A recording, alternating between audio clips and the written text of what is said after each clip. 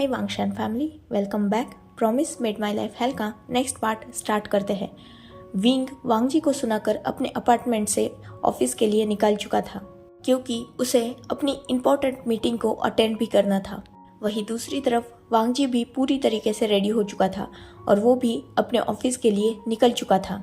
Wing office पहुंचते ही अपनी important meeting attend करने चला गया।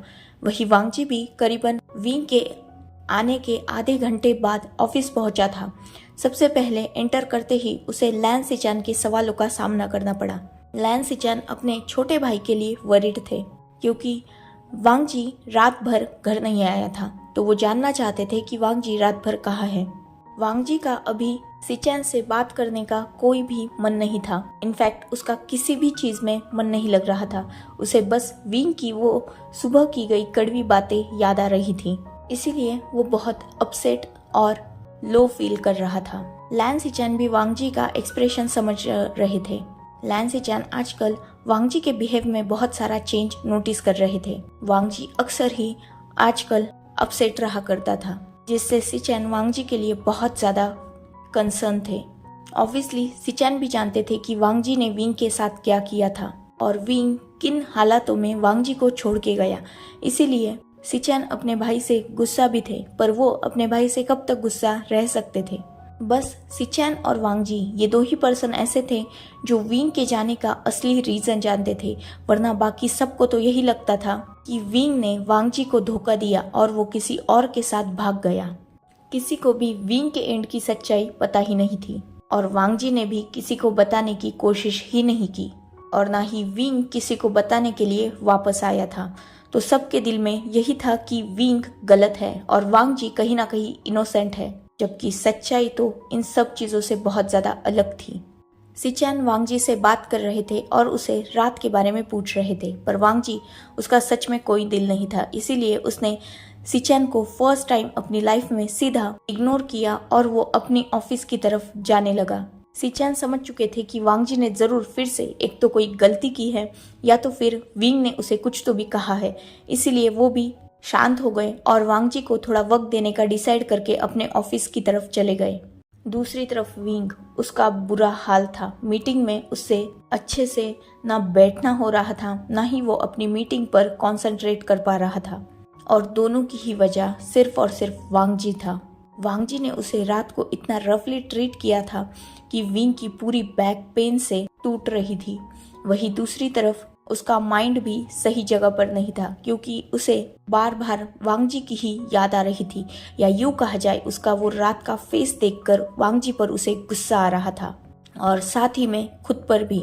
वेनिंग भी विंग के साथ ही था इस मीटिंग में और उसने जब देखा कि विंग अपसेट माइंडेड है, तब वो खुद मीटिंग पर बहुत केयरफुली ध्यान देने लगा क्योंकि वो जानता था कि इसके बाद विंग उसे इस मीटिंग की सारी डिटेल्स जरूर पूछेगा।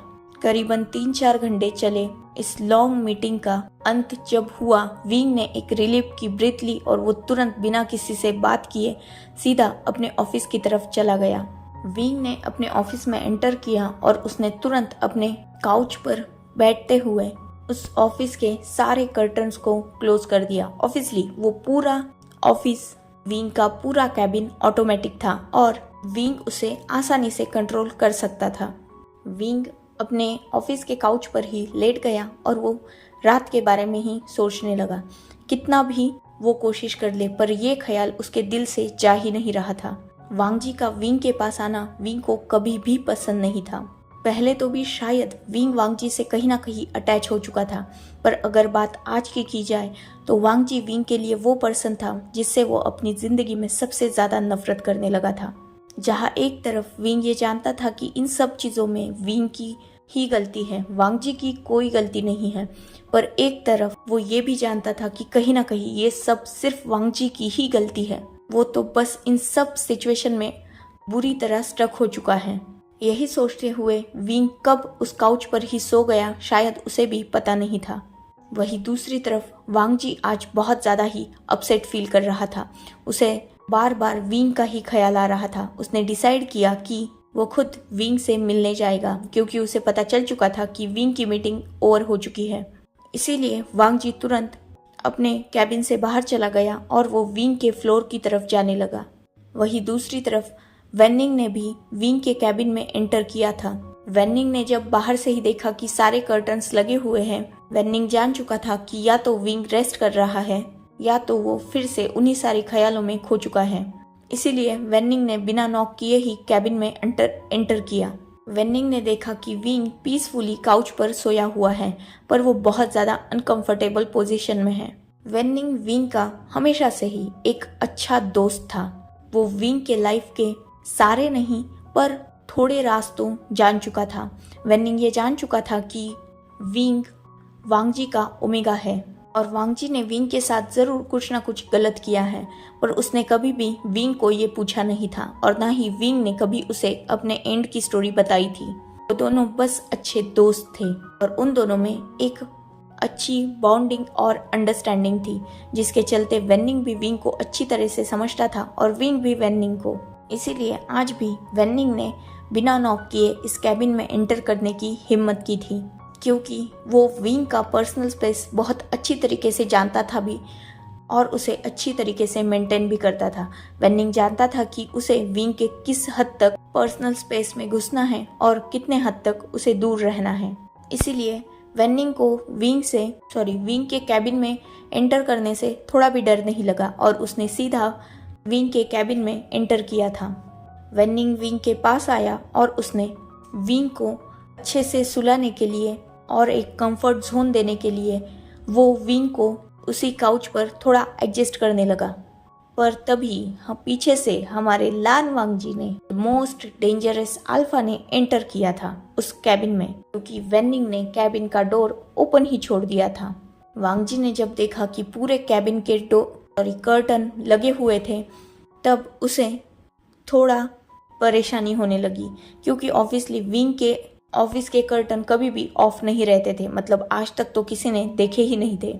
इसीलिए वांगजी को विंग की फिक्र होने लगी और वो तेजी से इस कैबिन में एंटर करने लगा। उसने देखा कि कैबिन का डोर भी ओपन है, तो उसे अंदर आने में थोड़ी भी प्रॉब्लम नहीं हुई। उसने जब वेनिंग को विंग के इतने करीब देखा, तब उसका खून तो खौलने लगा था। वो गुस्से में वेनिंग की तरफ बढ़ा और उसने सीधा वेनिंग की कॉलर पीछे से पकड़ ली।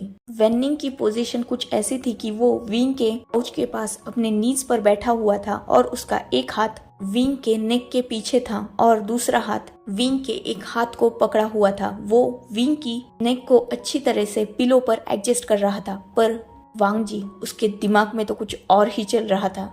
ऑब्वियसली अब वांगजी विंग के लिए पूरी तरीके से पॉजिटिव और अग्रेसिव दोनों हो चुका था, जिस वजह से उसने वेनिंग का कॉलर खींचा और जैसे ही वेनिंग का कॉलर खींचा गया, वो बिल्कुल भी रेडी नहीं था, क्योंकि उसे कभी नहीं लगा था कि विंग के कैबिन में बिना नॉक किए उसके अलावा भी कोई एंटर हो सकता है। इसीलिए वो केयरलेसली विंग के साथ उसे सुलाने की कोशिश कर रहा था।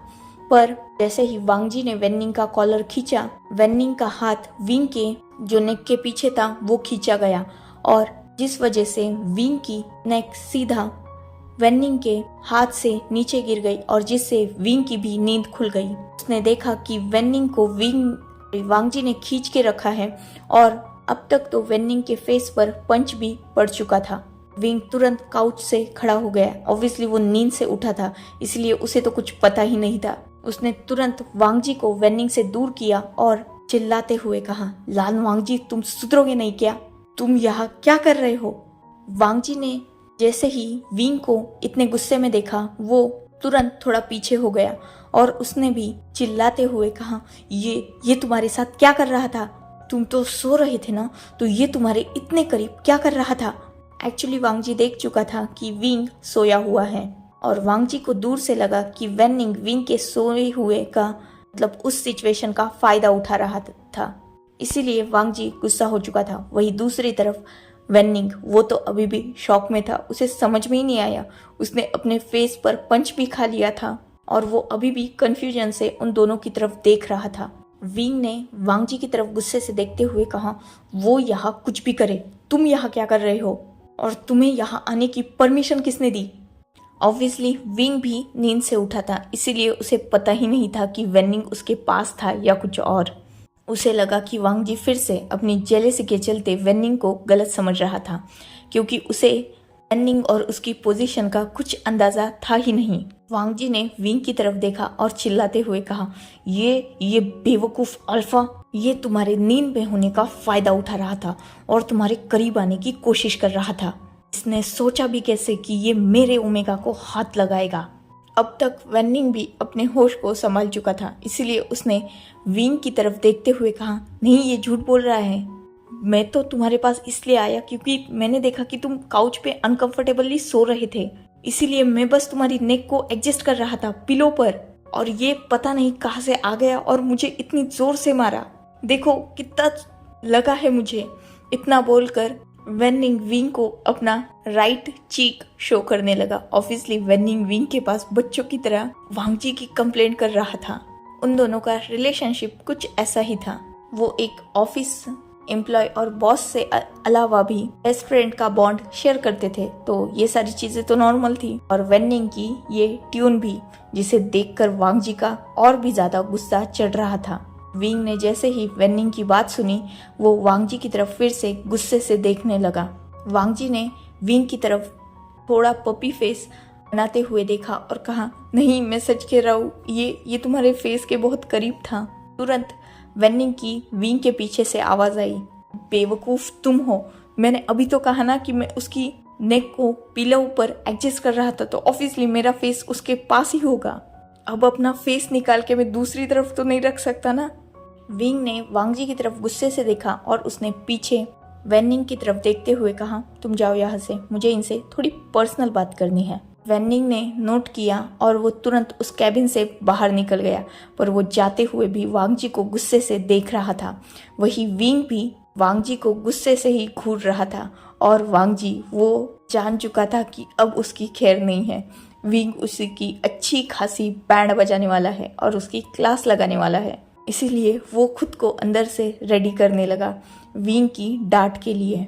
वेन्निंग ने उस कैबिन में बाहर जाने के पहले विंग की तरफ देखा और बाद में उसने उस कैबिन का डोर लॉक कर लिया और वो बाहर चला गया।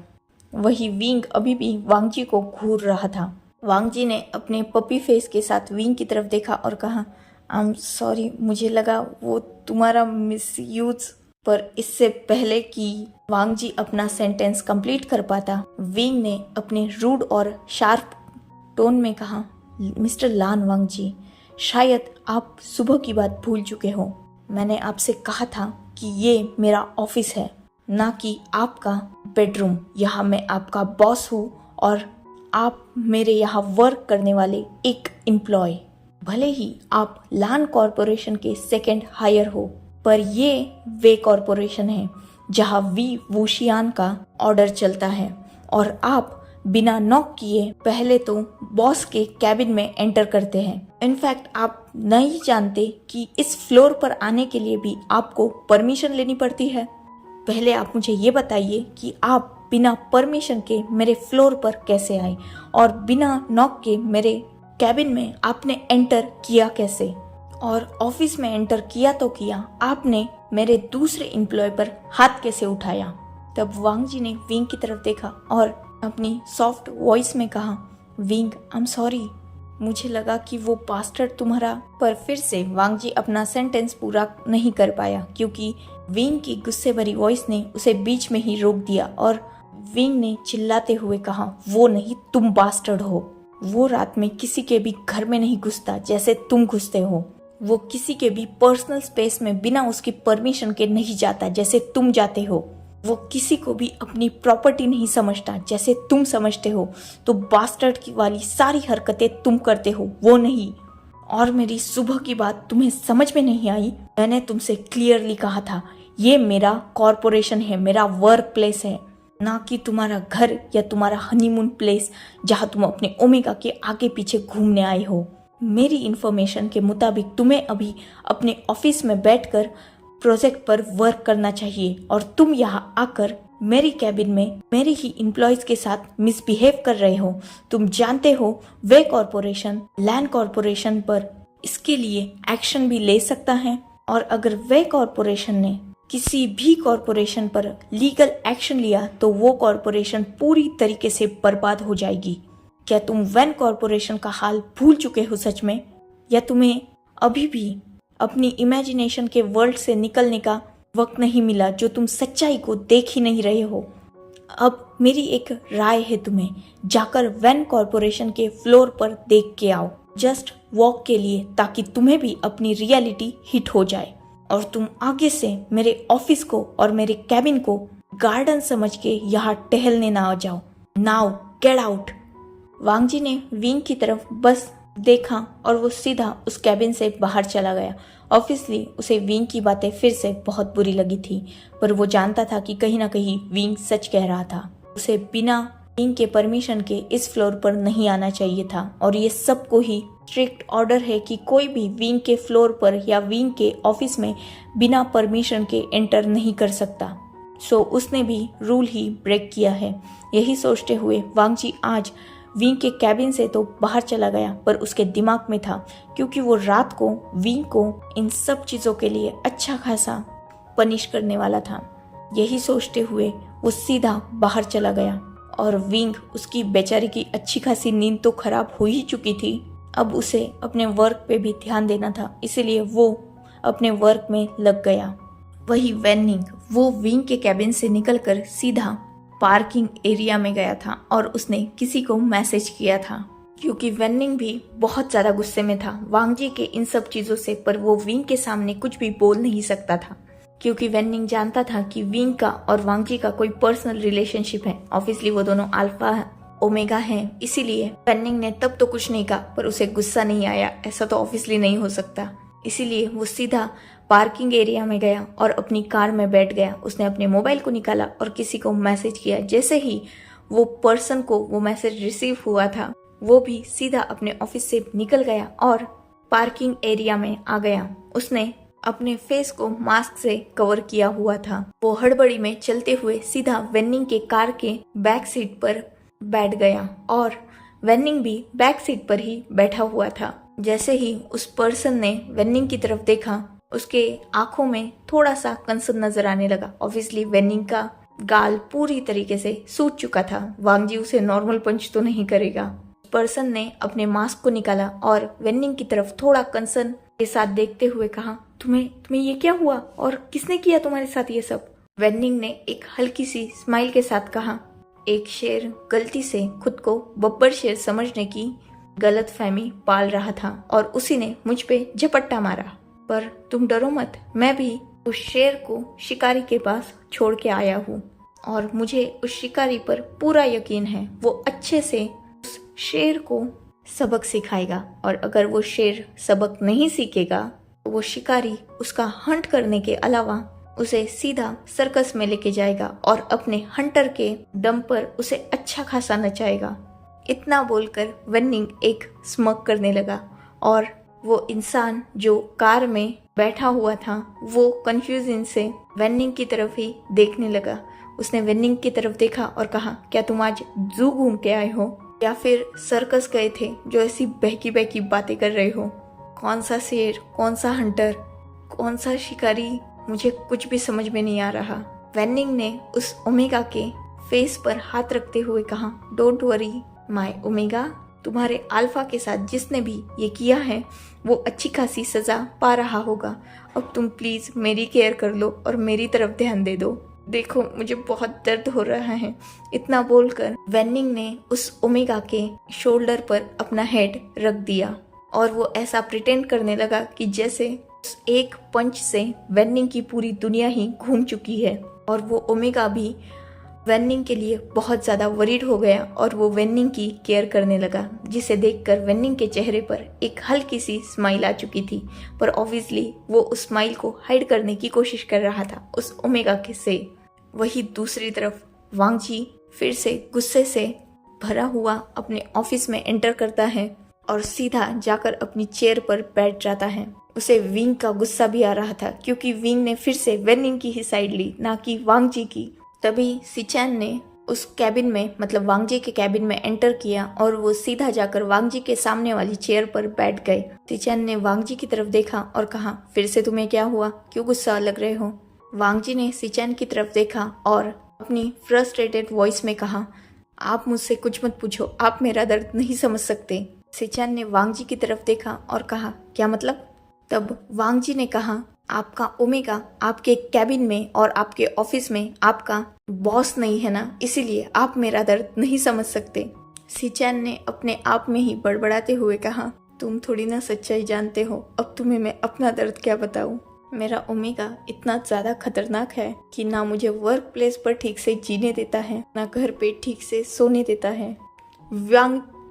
सिचैन ने ये बात भले ही ममल करते हुए कही थी, पर वांग जी ने ये बात क्लियरली सुनी थी और वो सिचैन की तरफ देख रहा था। उसकी आंखों में जो शौक था उसे देखकर सिचैन समझ चुके थे कि वांग जी ने उसकी बातें क्लियरली सुन ली हैं। इसीलिए सिचैन ने अपने गले को साफ करते हुए कहा, सारे अल्फाज के लिए उनके ओमेगा खतरनाक ही होते हैं।